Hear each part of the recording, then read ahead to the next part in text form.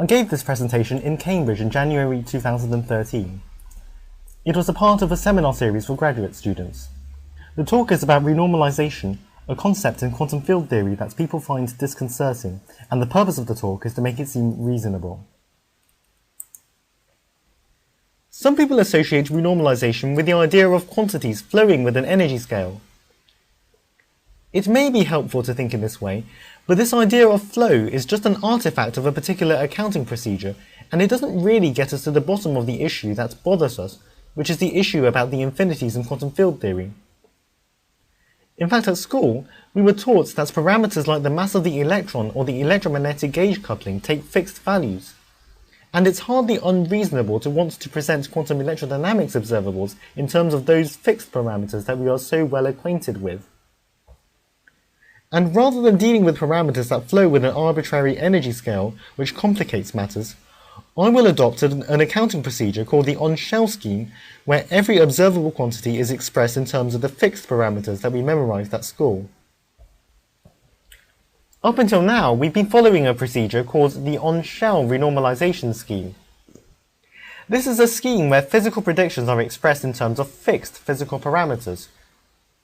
The UV regulator epsilon and the arbitrary mass scale mu get absorbed by the counter terms, leaving no arbitrary parameters in the final answers.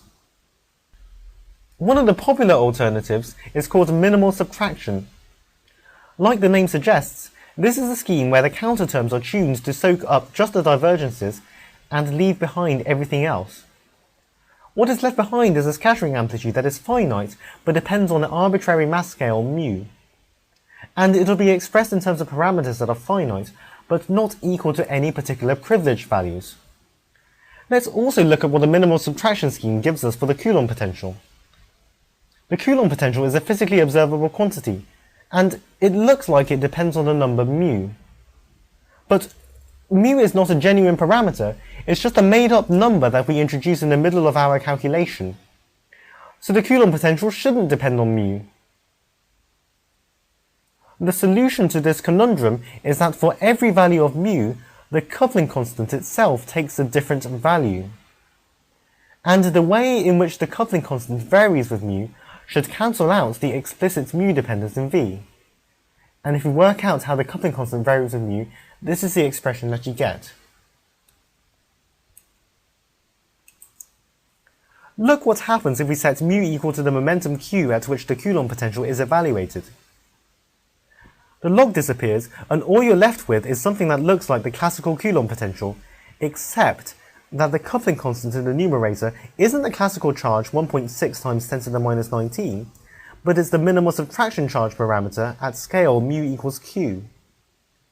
And that's why people say that the value of the coupling constant at scale q determines the strength of the interaction at energy q.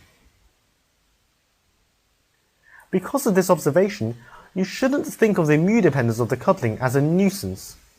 It's actually telling you something useful about how the interaction gets stronger or weaker at different energies. That is not to say that the energy dependence of the interaction only shows up in the minimal subtraction scheme. It also shows up in the on-shell scheme, where the coupling constant is fixed, but the energy dependence is made explicit in the expression for V. So you can think of the two schemes as different accounting procedures that give you the same answers in the end.